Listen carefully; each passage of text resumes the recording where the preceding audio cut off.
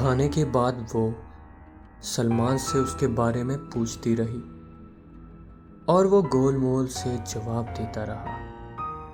پھر اچانک عالیہ کو اپنی موجودہ پوزیشن کا احساس ہوا اور اس کے ہاتھ پاؤں پھول گئے۔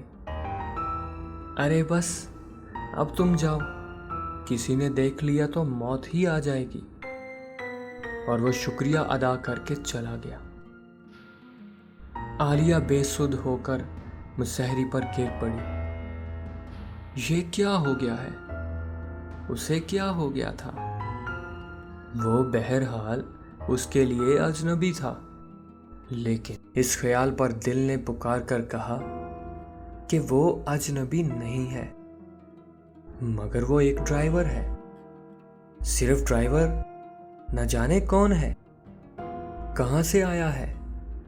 ذہن اس کشمکش میں مبتلا تھا، لیکن اس سوچ میں ایک انوکھی لذت تھی۔ اور نہ جانے کتنا وقت گزر گیا، جب ہوش میں آئی تو 5 بج چکے تھے۔ ایک دم اس کا دل دھک سے ہو گیا۔ صبح ہو چکی تھی، لیکن اب شامت زیادہ دور نہیں تھی۔ وہ ہانپتی کانپتی باورچی خانے میں پہنچی تو ٹرالی چائے سے سجی ہوئی تھی۔ وہ آنکھیں بند کر کے دیوار کے ساتھ ٹک گئی۔ میرے معبود، یہ سب کیا ہے؟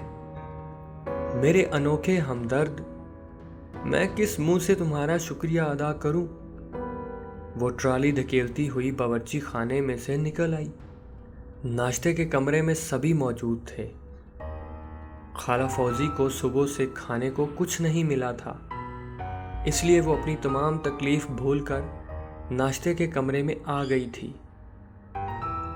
وہ اس وقت خالہ فوزی کی چائے میں نمک ڈالنا نہ بھولی تھی۔ دن گزرتے رہے، سب لوگ سلمان سے بہت خوش تھے۔ وہ بڑا ہنس مکھ نوجوان تھا۔ عظمیٰ اور شمسہ اس پر خسر پھسر کر چکی تھی۔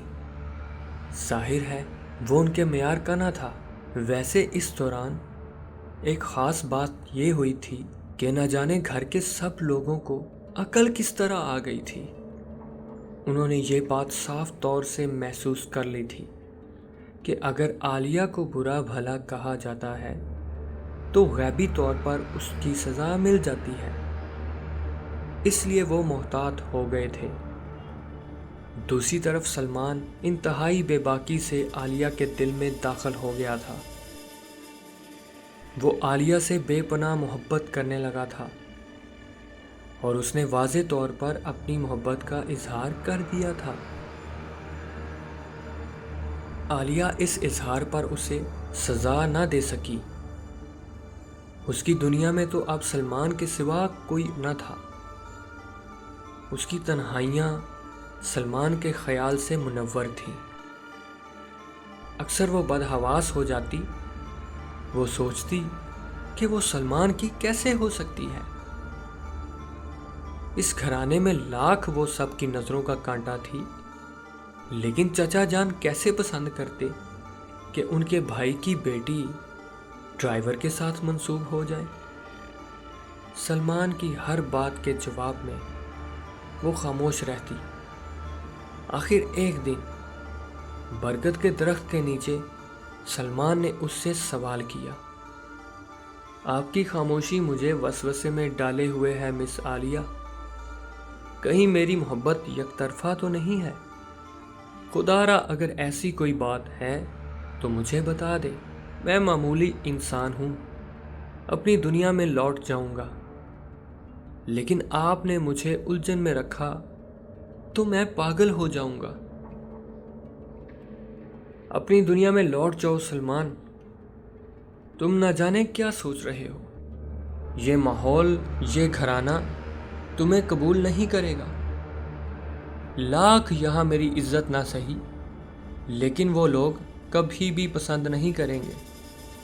میں صرف تمہاری بات کر رہا ہوں عالیہ، مجھے صرف اپنی مرضی بتاؤ، باقی معاملات میں قسمت پر چھوڑ دوں گا۔ اگر میں تمہاری مرضی کے بعد تمہیں حاصل کرنے میں کامیاب نہ ہو سکا تو مجھے تم سے شکوہ نہ ہوگا۔